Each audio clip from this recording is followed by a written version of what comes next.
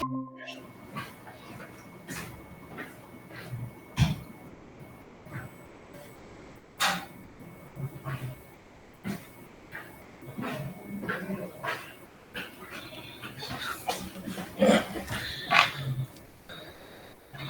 morning. Am I audible?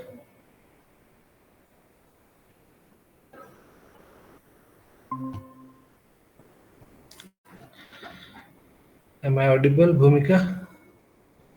Yes, sir. Okay.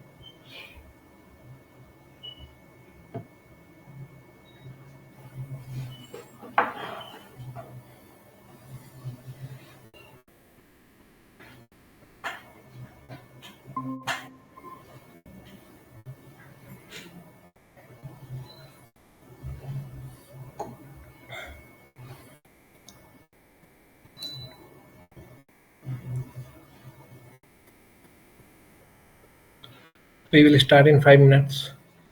Let others join the class.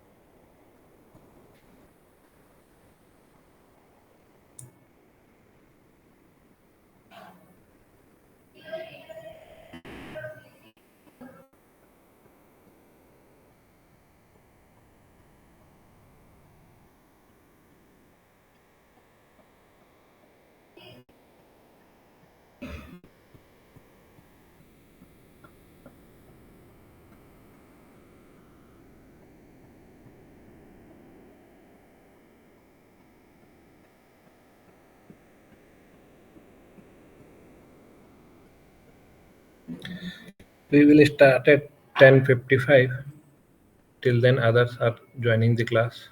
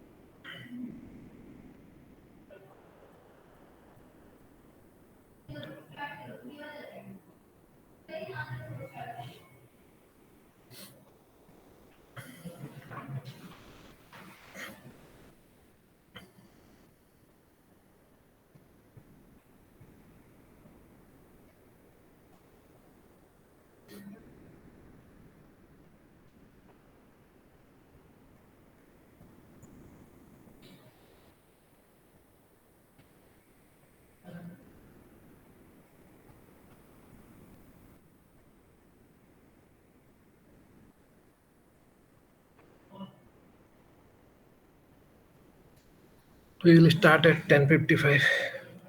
2 minutes remaining.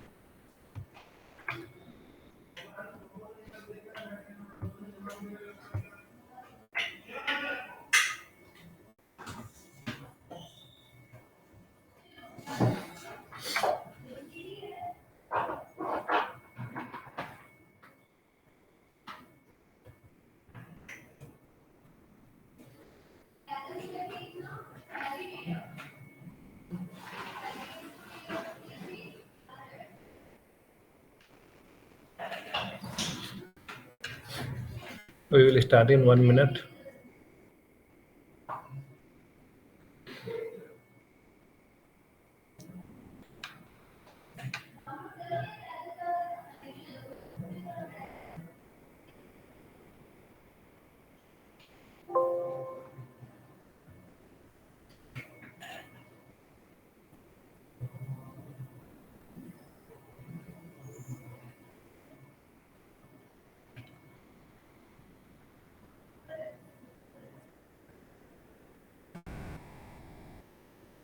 Okay.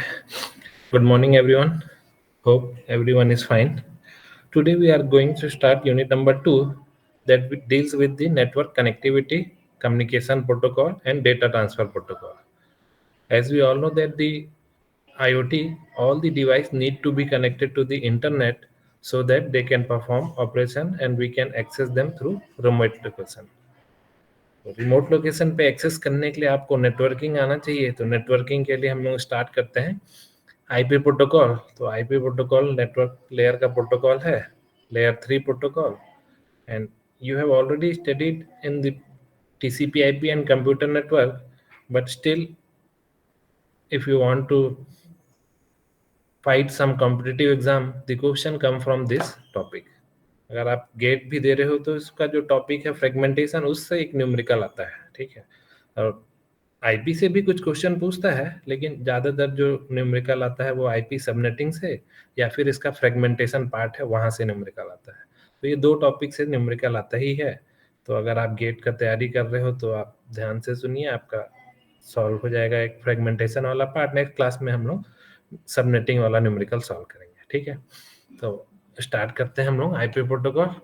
तो IP protocol basically use for transmission of packet over multiple network, and it is responsible for source to destination delivery.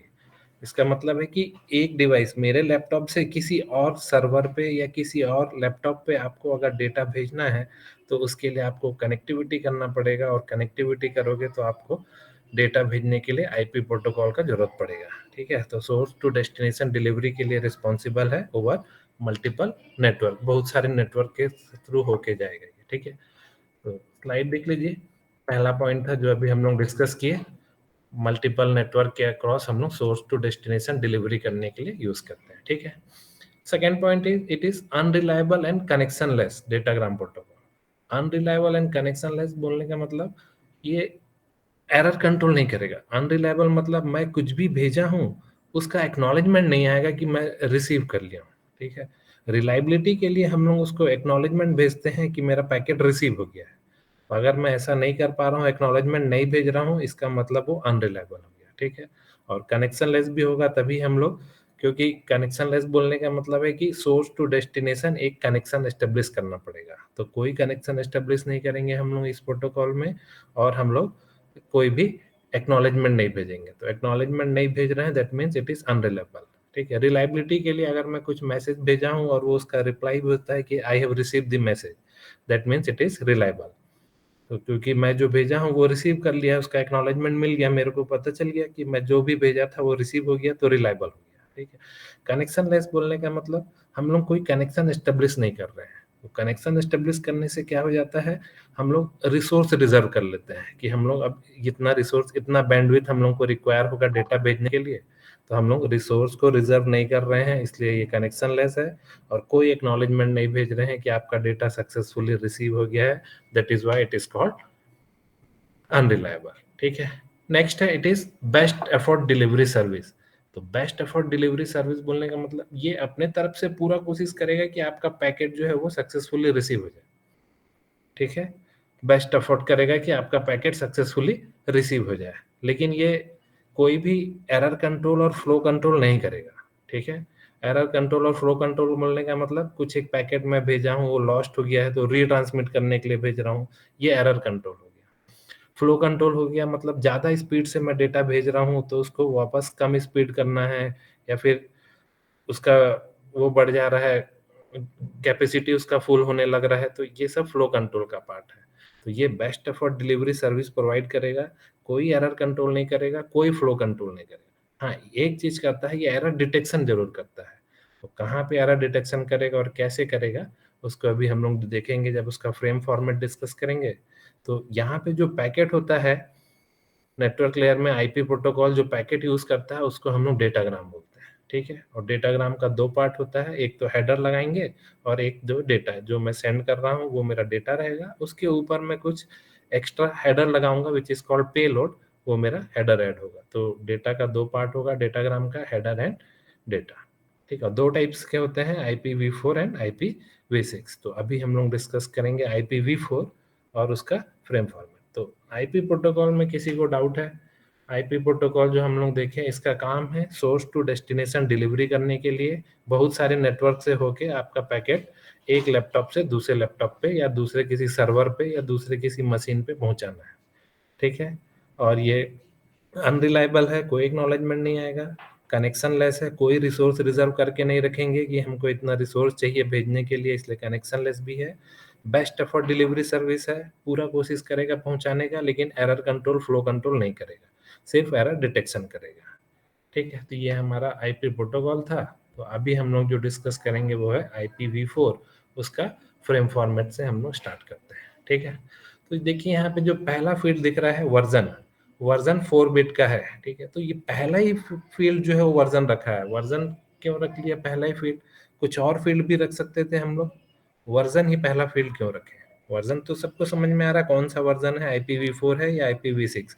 IPv4 है तो वहाँ पे 4 entry होगा, IPv6 है तो entry 6 होगा। तो कौन सा वर्जन है, यही फील्ड सबसे पहले क्यों रखे हैं?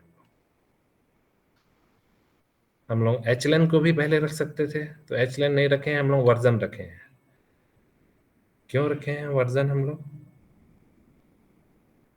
जब फ्रेम फॉर्मेट डिजाइन किए तो 32 ब्लॉक का जो फ्रेम फॉर्मेट होता है, ठीक है, तो उसमें पहला ही फील्ड वर्जन रखे हैं। तो पहला ही फील्ड वर्जन रखने का क्या रीजन हो सकता है?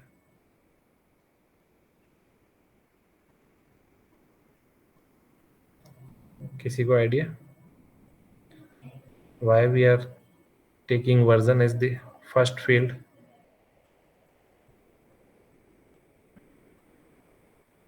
किसी को आइडिया है वर्जन ही हम लोग पहला फील्ड क्यों रखें? चलिए, तो हमारे पास दो वर्जन है, IPv4 और IPv6।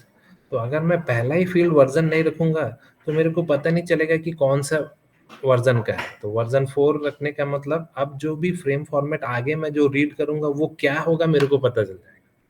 ठीक है, वर्जन 4 है मतलब अगला जो फील्ड होगा, अगला जो 4 बिट होगा वो एच लेंथ होगा, हेडर लेंथ के लिए अगला फील्ड होगा। ठीक है, तो अगर ये नहीं बताऊं कि कौन सा मेरा वर्जन है तो अगला फील्ड में जो रीड करूंगा कितना बिट है और उसका इंटरप्रिटेशन क्या होगा वो नहीं समझ में आता है। तो अगला फील्ड हेडर लेंथ होगा, 4 बिट का होगा और उसका इंटरप्रिटेशन क्या होगा वो समझ में आने के लिए हम लोग को पहला ही फील्ड वर्जन रखना पड़ता है। ठीक है, तो पहला ही फील्ड है वर्जन। अगर आप IPv4 यूज कर रहे हो तो वर्जन में वहां पे आपको 4 एंट्री करना पड़ेगा। ठीक है, नेक्स्ट फील्ड है हेडर लेंथ, शॉर्ट फॉर्म में एच लेंथ बोलते हैं। हेडर लेंथ 4 बाइट वर्ड होता है। ठीक है, 4 बाइट वर्ड होने का मतलब हेडर लेंथ फील्ड में एंट्री है 5, that means 5 into 4 equals to 20 bytes. तो जो हेडर का लेंथ है वो 20 बाइट्स का होगा। ठीक है, हेडर लेंथ का जो वैल्यू है वो हम लोग बताएंगे मल्टीपल में, 4 के मल्टीपल में। तो अगर हेडर लेंथ का वैल्यू 5 है, इसका मतलब 5 इंटू 4 20। तो हेडर का जो लेंथ होगा, जो बेस हेडर होगा उसका लेंथ होगा 20 बाइट्स का। ठीक है, अब क्यों इसका जरूरत पड़ा? तो यहाँ पे देखिए जो हेडर लेंथ लिखा है 20 टू 60 बाइट्स। तो हेडर लेंथ वेरिएबल है, 20 बाइट से 60 बाइट्स तक हो सकता है। तो यहाँ से यहाँ तक ये 20 बाइट्स है, ये बेस हेडर है, इतना तो रहेगा ही रहेगा। ठीक है, इसके बाद और भी अगर कुछ हम लोग ऐड कर रहे हैं तो ये ऑप्शन फील्ड है, यहाँ पे बताना पड़ेगा। तो अगर मैं और भी कुछ एंट्री किया हूँ ऑप्शन फील्ड में, तो अगर मैं और भी कुछ एंट्री किया हूँ 20 बाइट्स का और डेटा एंटर कर रहा हूँ तो टोटल हेडर लेंथ क्या हो गया? 20 बाइट्स का बेस हेडर और 20 बाइट्स का ऑप्शनल फील्ड हो गया। तो 20 प्लस 20 40 बाइट्स का मेरा हेडर लेंथ हो जाएगा। ठीक है, तो जब 40 बाइट्स का हेडर लेंथ हो जाएगा तो एच लेंथ में क्या वैल्यू होगा? What is the value of H length if the header length is 40 bytes? Header length में वैल्यू क्या रखेंगे, एच लेंथ में क्या है होगा वैल्यू अगर 40 बाइट्स का हेडर है? किसी को आइडिया? आपका माइक नहीं काम कर रहा है तो चैट बॉक्स पे भी लिख सकते हो। इंटरेक्टिव होगा तभी चीजें समझ में आएंगी। हम लोग आईपी प्रोटोकॉल इसके पहले भी बहुत बार पढ़े हैं, लेकिन उसको समझ में आने के लिए कैसे काम कर रहा है उसमें एंट्री करना आना चाहिए। तो एंट्री करने आने के लिए इंटरेक्टिव होना पड़ेगा, क्वेश्चंस पूछना पड़ेगा और क्वेश्चन का आंसर आना चाहिए। आपको जो ठीक लगता है वो बताइए। तो हेडर लेंथ का वैल्यू अगर 40 बाइट्स है तो एच लेंथ में वैल्यू क्या होगा? What will be the value of h length if header length is 40 bytes? Anyone? Am I audible?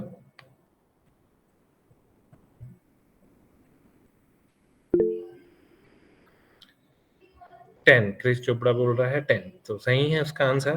तो क्योंकि 10 इंटू 4 40 होगा, तो 40 बाइट्स का हेडर लेंथ है तो हेडर लेंथ में एंट्री होगा 10, उसको मल्टीप्लाई कर देंगे तो बाइट्स में आंसर आ जाएगा 10 इंटू 4। 4 से मल्टीप्लाई करोगे तो 40 बाइट। तो इसका ये मतलब हुआ कि 20 बाइट्स का आपका बेस हेडर है, 20 बाइट्स का बेस हेडर है, यहाँ से यहाँ तक 20 बाइट्स है बेस हेडर, ये तो है ही है। और ऑप्शनल हेडर भी हम लोग यूज कर रहे हैं, उसका वैल्यू है 20 बाइट। तो ऑप्शन में भी बहुत सारे डेटा है, 20 बाइट्स के अप्रॉक्स डेटा है। ठीक है, नेक्स्ट सर्विस फील्ड। ठीक है, ये जो 8 बिट का फील्ड है सर्विस, तो पहले इसको सर्विस बोलते थे। ठीक है, अब IETF, ठीक है, IETF जो रूल्स बनाता है वो उसको चेंज कर दिया है, अब उसका नाम हो गया है डिफरेंशिएटेड सर्विस।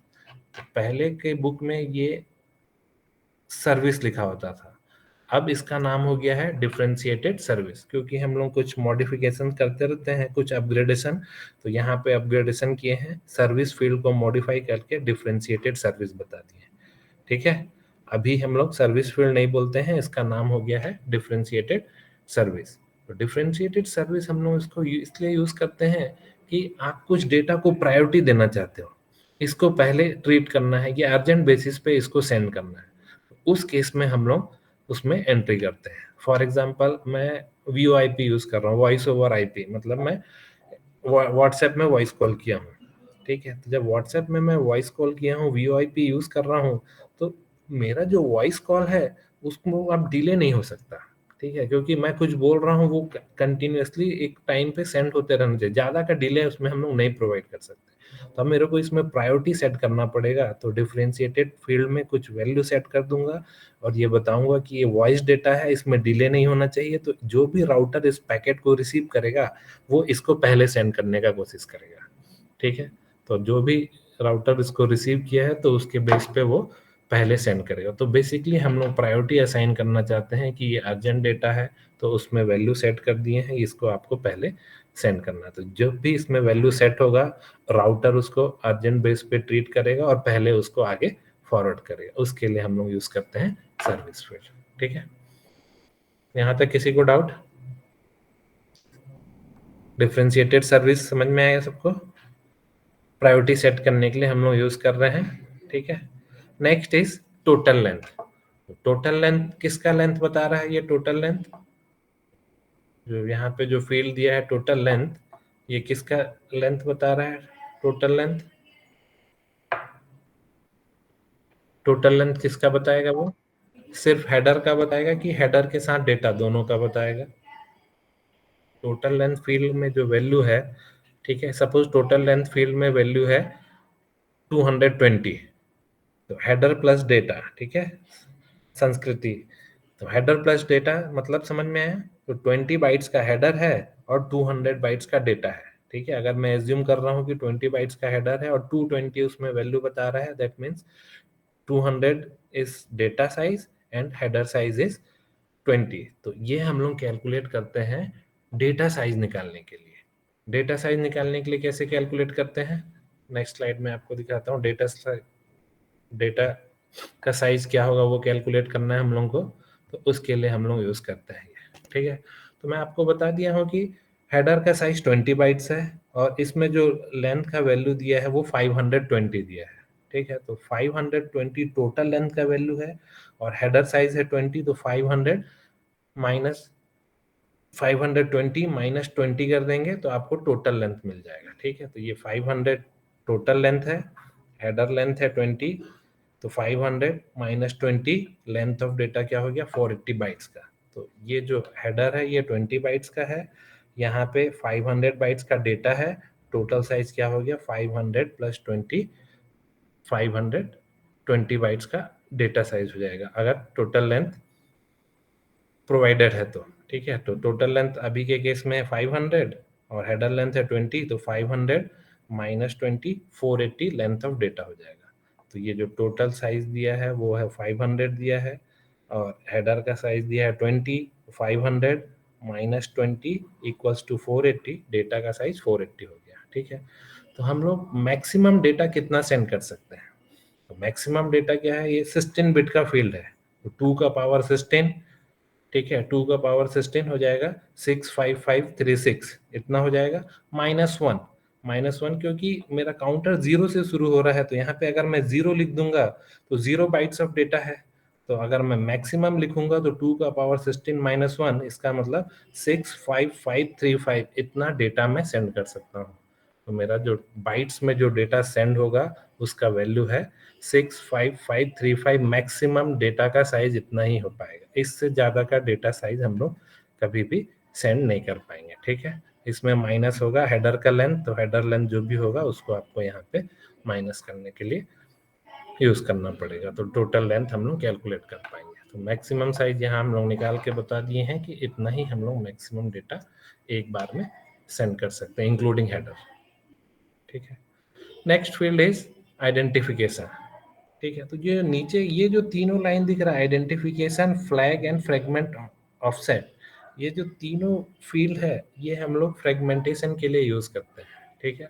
फ्रेगमेंटेशन के लिए आगे स्लाइड में हम लोग उसको डिस्कस करेंगे, ये तीनों फील्ड को कैसे यूज करते हैं। जब हम लोग फ्रेगमेंटेशन का भी एक न्यूमेरिकल सॉल्व करेंगे वहां पे हम लोग उसको यूज करेंगे, ठीक है। तो आइडेंटिफिकेशन का जरूरत इसलिए पड़ रहा है कि मेरा मैक्सिमम जो डेटा मैं सेंड कर सकता हूँ वो इतना है, इतना डेटा मैं सेंड कर सकता हूँ, ठीक है। इतने बाइट्स ऑफ डेटा। लेकिन जो मेरा नेटवर्क होता है जिसमें मेरे को डेटा सेंड करना होता है, ये इतना साइज को नहीं सपोर्ट करता। तो इतने साइज को सपोर्ट नहीं करता, मतलब मेरा जो फिजिकल जो इथरनेट है, इथरनेट नेटवर्क जिसमें मैं केबल से कनेक्ट किया हूँ, वो मैक्सिमम सपोर्ट करता है 1500 bytes of data.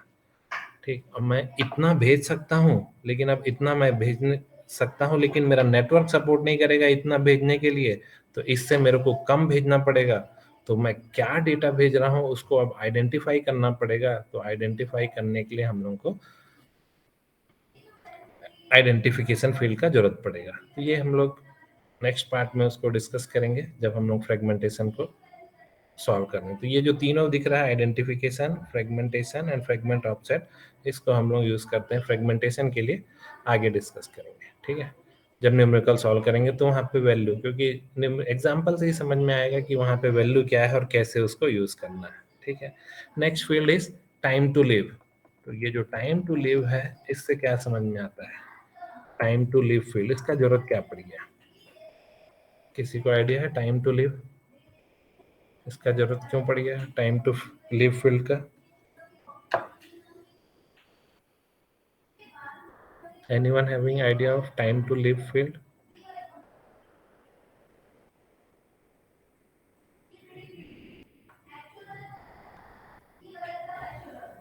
Hmm,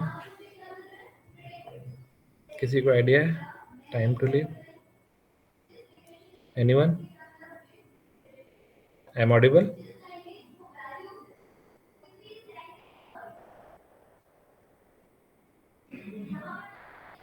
Am I audible? What is the need of time to live field?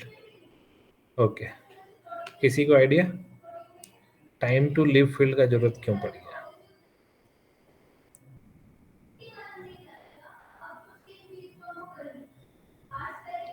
चलिए, तो मैं एक पैकेट भेजा हूँ, ठीक है, किसी को सेंड कर रहा था, उसमें मैं सोर्स आईपी, डेस्टिनेशन आईपी वो सब फिल करके पैकेट भेज दिया।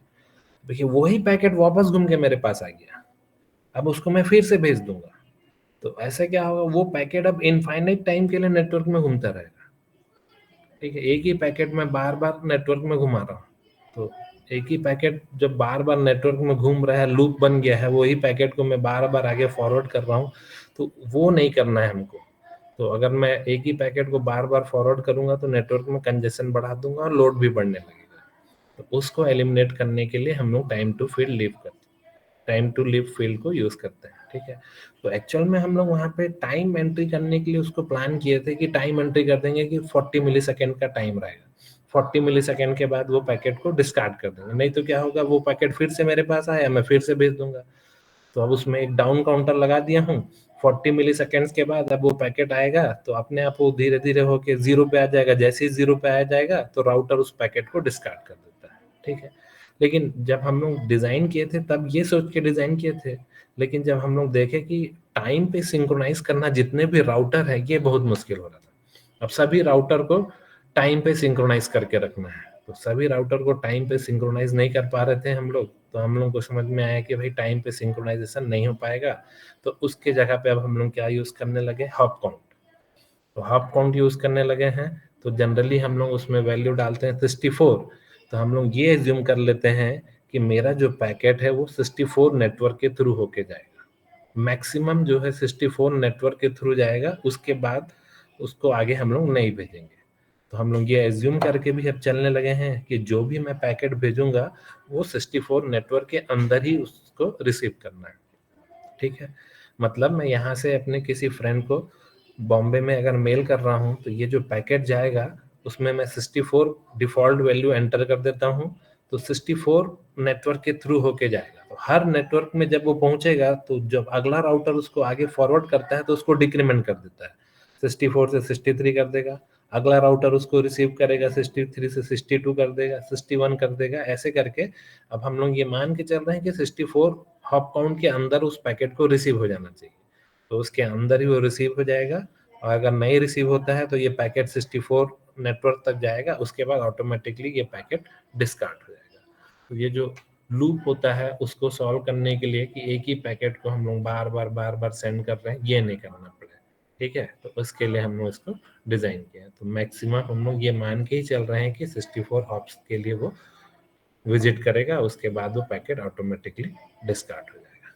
ठीक है, नेक्स्ट फील्ड इज प्रोटोकॉल। तो प्रोटोकॉल एक्चुअली में हायर लेवल किस प्रोटोकॉल को आप इसको आगे फॉरवर्ड करना चाह रहे हैं वो बताना चाह रहे हैं। ठीक है, देखिए ऊपर मेरा ट्रांसपोर्ट लेयर है, वहां से टीसीपी भी पैकेट जनरेट करके भेजता है, यूडीपी भी पैकेट जनरेट करके भेजता है। तो मैं पैकेट उसको बना के आगे फॉरवर्ड कर दिया। तो फॉरवर्ड करने के बाद जब वो रिसीव होगा, तो रिसीव ऊपर जो ट्रांसपोर्ट लेयर में किसको भेजना है, टीसीपी को भेजना है कि यूडीपी पे। तो वहां पे उसका वैल्यू लिखा रहेगा, अगर 6 का मतलब है कि ये टीसीपी को भेजना है, अगर वहां पे वैल्यू लिखा है 17 इसका मतलब यूडीपी को भेजना है। तो बोलने का मतलब ये है कि ये मल्टीप्लेक्सिंग कर रहा है।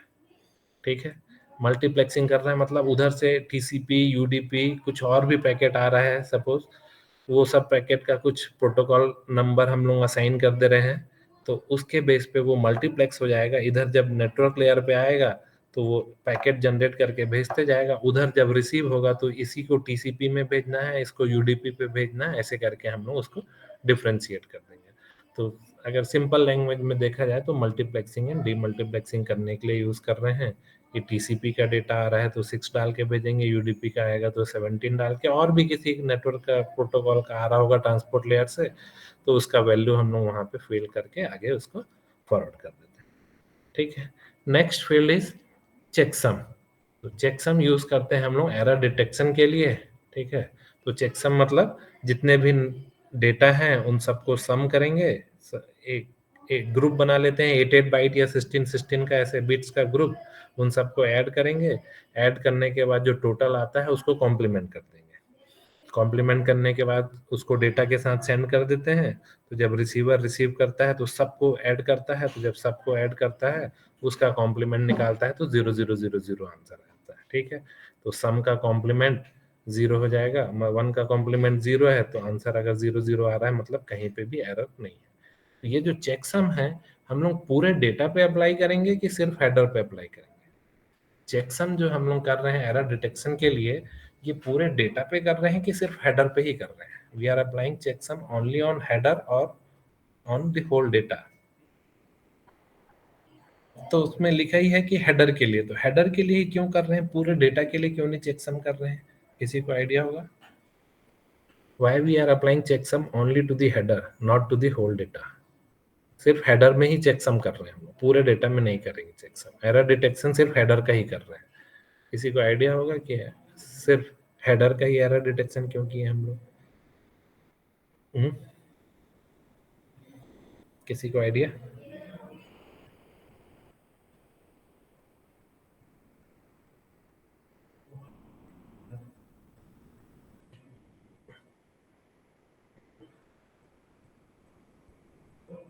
Anyone? Why we are applying checksum only to the header, not to the whole data?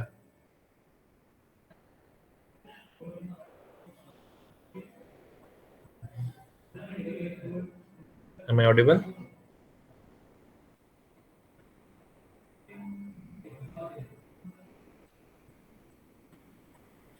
Am I audible?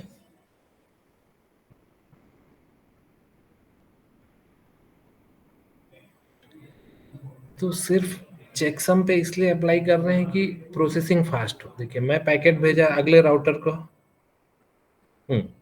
Header size is low compare to whole data. ठीक है, तो क्योंकि मेरे को प्रोसेसिंग फास्ट करना है, मैं पैकेट राउटर को भेजता हूँ, राउटर अगले राउटर को, अगले राउटर को, तो अगर उस राउटर में अगर मैं पूरा डेटा पे चेकसम अप्लाई करूँ तो प्रोसेसिंग करने में टाइम लग जाएगा, तो एरर डिटेक्शन करने में बहुत टाइम लगेगा।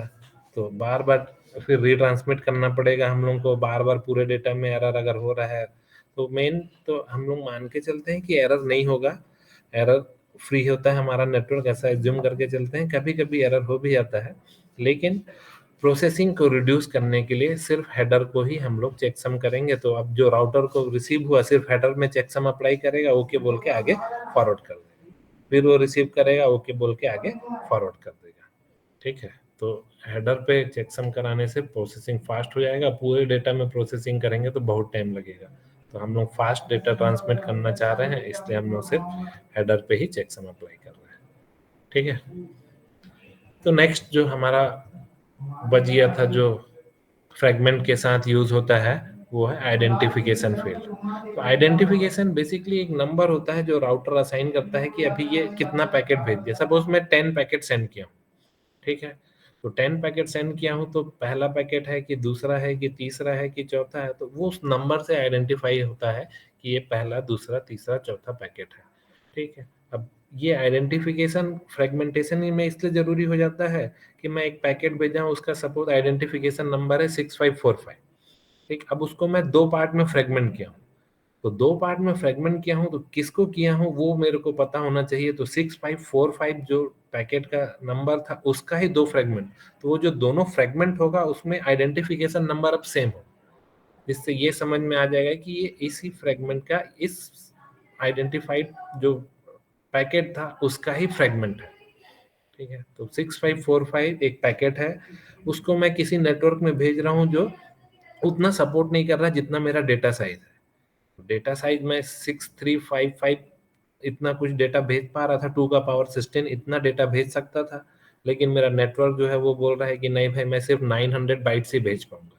तो 900 बाइट्स भेज पाऊंगा, तो जिसको भी मैं फ्रेगमेंट करूंगा वो आइडेंटिफिकेशन नंबर उसमें सेम रखूंगा, जिससे आइडेंटिफाई हो कि इस पैकेट को ही हम लोग फ्रेगमेंट कर रहे हैं। ठीक है, उसके बाद जो फ्रेगमेंट में एक फील्ड हो रहा था जिसको हम लोग बोलते हैं फ्लैग, तो 3 बिट का फ्लैग है। तो जो पहला बिट है जो पिंक कलर से दिख रहा है वो रिजर्व्ड है, उसमें हम लोग कुछ भी नहीं करते हैं। जो सेकंड फील्ड है इसको हम लोग बोलते हैं do not fragment. Do not fragment बोलने का मतलब अगर मैं एक पैकेट सेंड कर रहा हूँ और फ्लैग के जो डू नॉट फ्रेगमेंट फील्ड है यहाँ पे 1 रख के सेंड कर दिया हूँ, इसका मतलब अगर ये किसी ऐसे नेटवर्क में चला जाएगा जहां पे वो पूरे डेटा को वो सपोर्ट नहीं कर रहा है, तो सपोज मैं 1000 बाइट ऑफ डेटा सेंड किया हूँ और 1000 बाइट ऑफ डेटा सेंड किया हूँ और डी का वैल्यू 1 रख दिया हूँ, तो डी का वैल्यू 1 है। अब ये इस नेटवर्क में गया है जहां पे वो बोल रहा है कि मैं मैक्सिमम 500 बाइट्स ही सेंड कर पाऊंगा, उस नेटवर्क का कैपेबिलिटी ही 500 बाइट्स का है। तो 500 बाइट्स का है तो उसको फ्रेगमेंट करना पड़ेगा। लेकिन अगर यहाँ पे वैल्यू 1 सेट है तो इसका मतलब ही है कि नॉट टू बी फ्रेगमेंट, अब आप उस डेटा को फ्रेगमेंट नहीं कर सकते हो। तो अब आपके पास कोई रास्ता ही नहीं है। मैं डेटा भेजा हूँ 1000 बाइट का और आपका एमटीयू बोल रहा है कि मैं 500 बाइट्स ही भेज पाऊंगा, आपको उस पैकेट को ड्रॉप करना पड़ेगा। ठीक है, तो डू नॉट फ्रेगमेंट का मतलब ये है कि अगर वहां पे वैल्यू 1 है तो अब इस पैकेट को आप और फ्रेगमेंट नहीं कर पाओगे। ठीक है, आपको फ्रेगमेंट नहीं करना है, आप उतना सपोर्ट नहीं कर पा रहे हो, तो आपको पैकेट डिस्कार्ड करना पड़ जाएगा। तो पैकेट को ड्रॉप करके हम लोग आगे मूव कर जाएंगे और सोर्स को इन्फॉर्म कर देंगे कि ये पैकेट ड्रॉप हो गया। ठीक है, नेक्स्ट जो थर्ड बिट है वो बोलता है M, M is for more fragment. तो M is for more fragment, तो आपको यहाँ पे दिख ही रहा होगा मोर फ्रेगमेंट वैल्यू दिख रहा है। तो किसी को आइडिया है अगर 1 है मोर फ्रेगमेंट में तब क्या होगा और 0 है मोर फ्रेगमेंट है तब क्या होगा?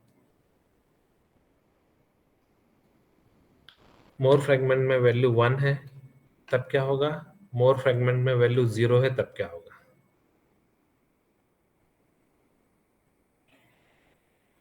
किसी को आइडिया? उसमें लिखा है मोर फ्रेगमेंट में वैल्यू 1 है तब क्या होगा और मोर फ्रेगमेंट में वैल्यू 0 है तब क्या होगा?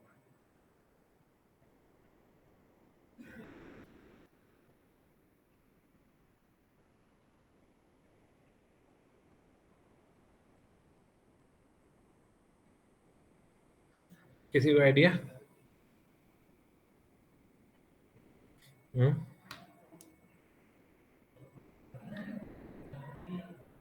ठीक। तो मोर फ्रेगमेंट में अगर वैल्यू 1 है इसका मतलब इस पैकेट के और फ्रेगमेंट्स हैं। ठीक है, और मोर फ्रेगमेंट में उसका वैल्यू 0 है, इसका मतलब ये लास्ट है, इसके बाद और भी फ्रेगमेंट्स नहीं है। ठीक, तो उसके लिए तो जो लास्ट हमारा डेटा होता है उसमें उसका वैल्यू 0 होता है। अगर मैं एक ओरिजिनल जो डेटा है उसको अगर मैं फ्रेगमेंट्स में डिवाइड कर रहा हूँ तो बाकी सब में 1 होगा, सिर्फ लास्ट वाला जो पैकेट होगा जिसके बाद और फ्रेगमेंट नहीं है वहां पे उसको 0 डालना पड़ेगा, जिससे पता चले कि इसके अब और फ्रेगमेंट्स नहीं है। ठीक है, नेक्स्ट इज फ्रेगमेंट ऑफसेट। तो फ्रेगमेंट ऑफसेट 8 के मल्टीपल में उसका वैल्यू होता है, ठीक है।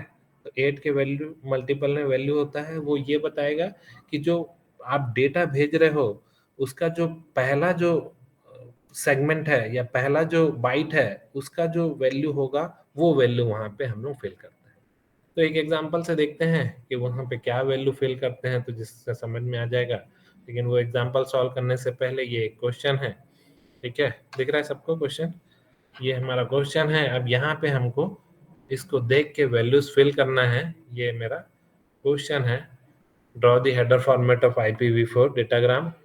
अभी तो हम लोग हेडर फॉर्मेट बनाएंगे नहीं, आपको बाद में बनाना पड़ेगा, असाइनमेंट का पार्ट है, ठीक है। 4000 बाइट्स का डेटा है, सोर्स आईपी इतना है, डेस्टिनेशन आईपी इतना है, एज्यूमिंग हेडर लेंथ 20 बाइट्स का है, आइडेंटिफिकेशन नंबर ये है।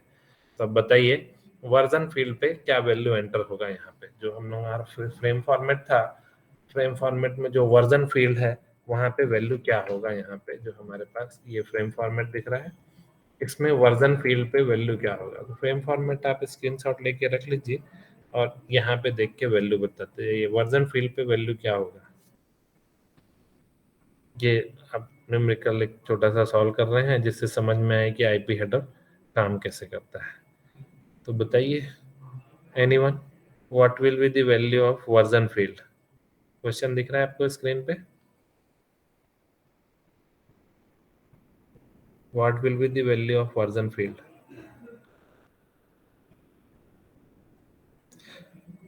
हाँ, साइज 4 बिट्स का है, वैल्यू उसका 4 होगा क्योंकि IPv4 हम लोग यूज कर रहे हैं, ठीक है। तो उसका वैल्यू 4 हो गया वर्जन फील्ड पे।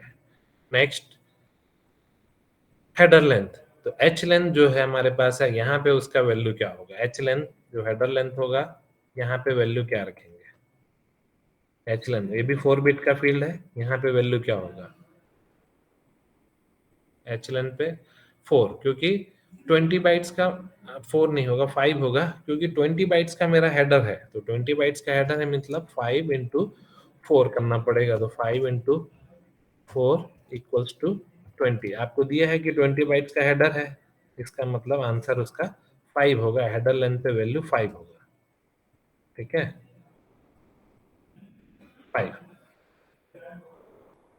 हेडर लेंथ पे वैल्यू 5 होगा क्योंकि 20 बाइट्स का हेडर है, आपको दिया ही हुआ है। तो 20 बाइट्स का हेडर है, वहां पे हम लोग 4 के मल्टीपल पे आंसर लिखते हैं।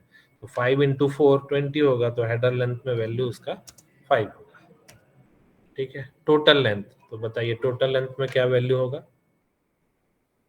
टोटल लेंथ फील्ड पे अब वैल्यू क्या होगा। टोटल लेंथ, ठीक है। तो टोटल लेंथ हो गया डेटा प्लस हेडर। तो डेटा है 4000 बाइट का, हेडर है 20, तो 4020 data plus header. Header length का वैल्यू 20 बाइट्स का है, तो टोटल साइज हो गया 4020, ठीक है। नेक्स्ट, आइडेंटिफिकेशन नंबर क्या होगा।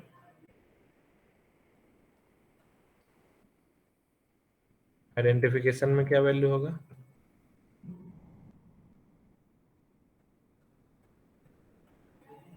आइडेंटिफिकेशन फील्ड में क्या वैल्यू होगा एनीवन। 6545, आपको क्वेश्चन में दिया है कि आइडेंटिफिकेशन नंबर ये है, तो उस पैकेट का जो भी हम लोग उसको आइडेंटिफाई करेंगे 6545 नंबर से, वो उसका आइडेंटिफिकेशन नंबर होगा। फ्लैग, तो फ्लैग 3 बिट का है, फर्स्ट इज रिजर्व, तो उसका कोई जरूरत नहीं पड़ेगा। हाँ, डी, डी इक्वल्स टू क्या रखेंगे, 0 रखेंगे कि 1 रखेंगे। तो आप अगर इसको और फ्रेगमेंट नहीं करना चाहते हो तो उसका वैल्यू 1 रखोगे। अब ये इतना ही डेटा सेंड होगा, इसको हम लोग और पार्ट में डिवाइड नहीं कर पाएंगे, ठीक है। अगर ये पैकेट किसी नेटवर्क में चले गया जब 4000 बाइट्स को सपोर्ट नहीं कर पाएगा, तो वो उस पैकेट को ड्रॉप कर देगा। तो हम लोग नहीं चाहते हैं कि पैकेट हमारा ड्रॉप हो, तो यहाँ पे उसका वैल्यू 0 रख देंगे, मतलब आप और फ्रेगमेंट कर सकते हो, ठीक है। 0 रखने का मतलब पैकेट कैन बी फ्रेगमेंटेड। और एम का वैल्यू क्या होगा। एम का वैल्यू क्या होगा। एम, एम का वैल्यू बता रहा हूँ यमन, कि पहले वाले का आंसर था। यमन एम का वैल्यू बताया हो कि डी का वैल्यू। डी का, अच्छा। तो डी का वैल्यू अगर हम लोग 0 रखे हैं, इसका मतलब और पैकेट को फ्रेगमेंट कर सकते हैं, ठीक है। अब एम का वैल्यू क्या होगा। एम का वैल्यू,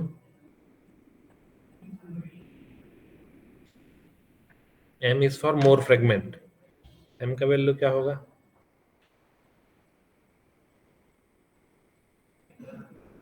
एम का वैल्यू नहीं, 0 होगा, क्योंकि इसके और फ्रेगमेंट तो है ही नहीं।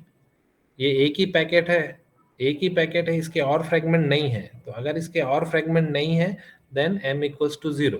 ठीक है, क्योंकि ये तो एक ही पैकेट बनाया हूँ, इसको और पार्ट्स में डिवाइड नहीं किया हूँ, इसका मतलब m इक्वल्स टू 0। और फ्रेगमेंट नहीं है इसके, यही लास्ट पहला और आखिरी यही फ्रेगमेंट है, एक ही पैकेट है।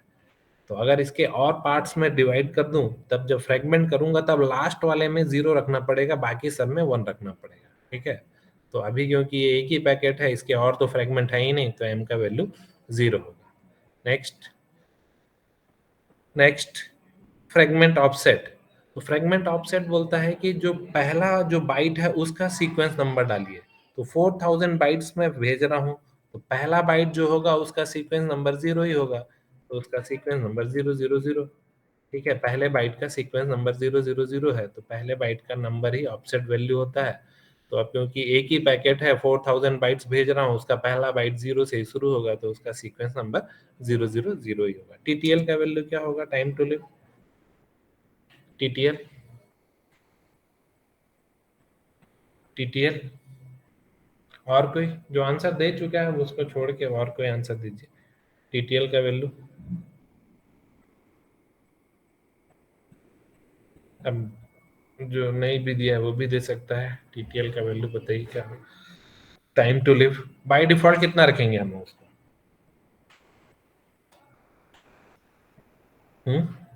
बाय डिफॉल्ट हम लोग कुछ भी रख सकते हैं। बाय डिफॉल्ट जो होता है उसका वैल्यू 64 है, मतलब मैक्सिमम 64 हॉप काउंट की सपोर्ट करेगा, मतलब आप 64 नेटवर्क तक ही इसको आगे भेज सकते हो। देखिए, मेरा बीआईटी का एक नेटवर्क है, यहाँ से संकरा गया, एक हॉप काउंट हुआ, तो अगला जब संकरा में वो पैकेट रिसीव होगा तो उसको हॉप काउंट को रिड्यूस करके 63 रख देगा, टाइम टू लिव में 63। संकरा से रुंगटा गया पैकेट, तो रुंगटा का जो राउटर है वो उसको 63 से 62 कर देगा।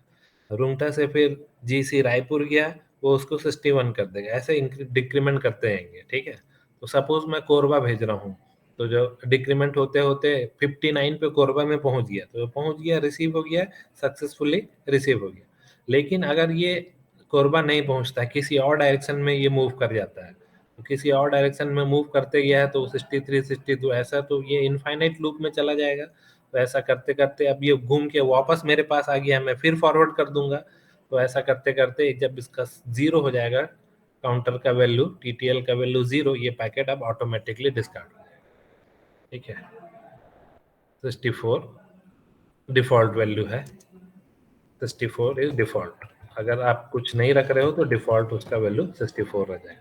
प्रोटोकॉल में क्या वैल्यू रखेंगे? कौन सा अपर लेवल प्रोटोकॉल यूज कर रहा है? सपोज टीसीपी यूज कर रहा है, तो इसका वैल्यू 6 रहता है टीसीपी के लिए। ठीक है, सोर्स आईपी एड्रेस और डेस्टिनेशन आईपी एड्रेस क्या होगा?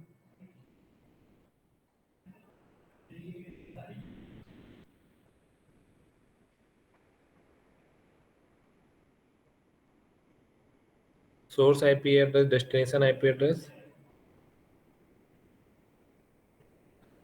ठीक, तो क्वेश्चन में ही दिया है source IP address, destination IP address. तो source IP, destination IP question में ही दिया है।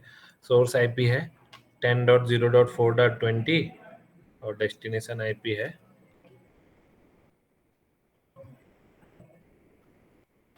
सोर्स आईपी हो गया और ये डेस्टिनेशन आईपी हो गया।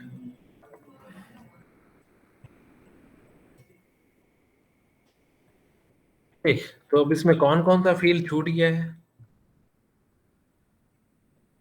कौन कौन सा फील्ड हम लोग छोड़ दिए हैं जिसमें हम लोग यूज नहीं किए?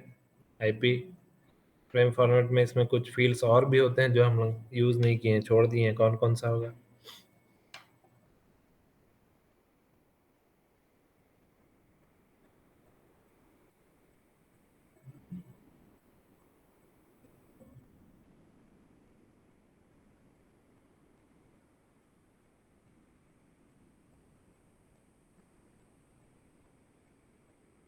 कौन कौन सा फील्ड छूट गया है IPv4 का जो स्क्रीन पे दिख रहा है? इसमें इसके अलावा और भी कुछ फील्ड्स थे। कौन सा छोटा है?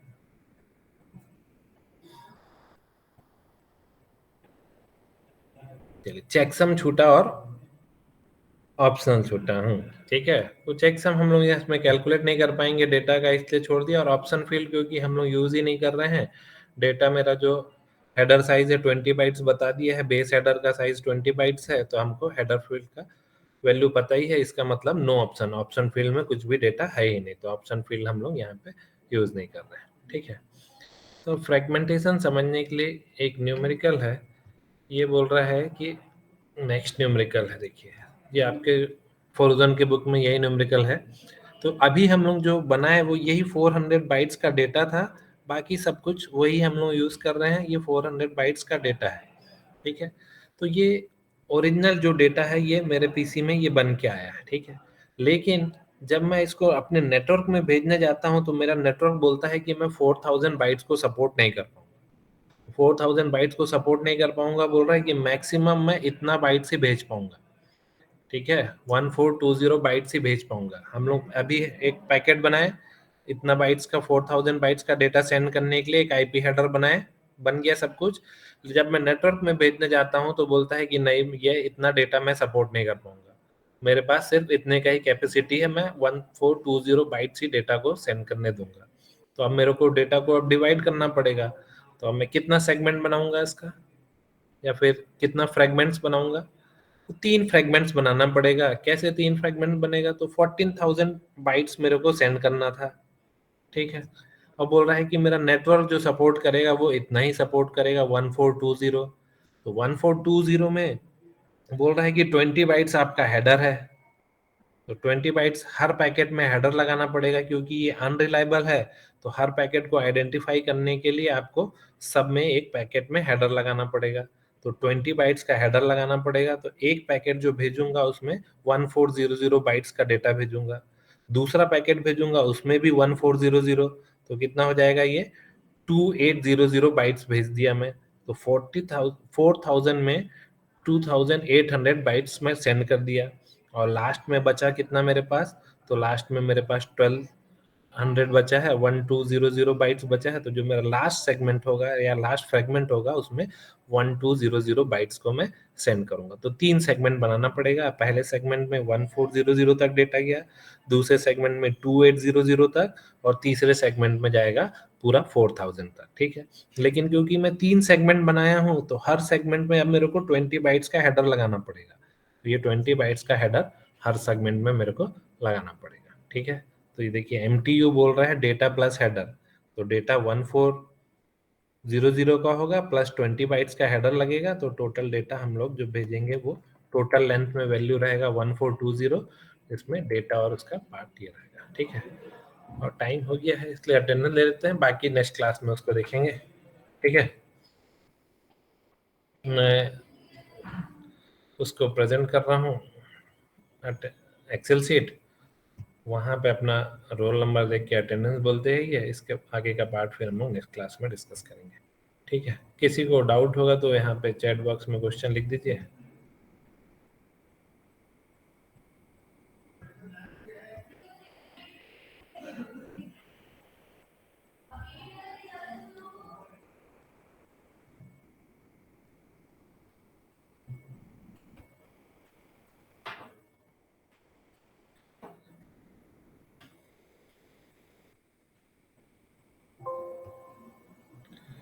किसी को डाउट होगा तो पूछ लीजिए, नहीं तो ये स्क्रीन शेयर किया हूँ, अटेंडेंस बोलते ही है। जिसका नाम दिख रहा है वो अपना रोल नंबर बोलिए, 1 से 16 तक। सर 8। नंबर 8। 5। और जिसका नाम यहाँ पे दिख जाएगा एग्जिट कर लेगा, अगर डाउट है तो रुकेगा क्वेश्चन पूछने के लिए। 5 ना? Yes sir 5। Next. Sir roll number 10। 10। Sir roll number 12। ना? 12। 12। तुम्हारा माइक का आवाज बहुत कम है, थोड़ा सा बढ़ा लो, उससे आवाज नहीं आता। नेक्स्ट। हो गया यहाँ, और कोई नहीं 16 तक? चलिए फिर 16 से लेके 33 तक। 16 से 33 तक। सर 30। 30, सर 28। 28, 28, सर 25। 25। और कोई? और कोई नहीं है 33 तक? चलिए, फिर 33 के बाद से 34 से 50 तक। सर 43। 43,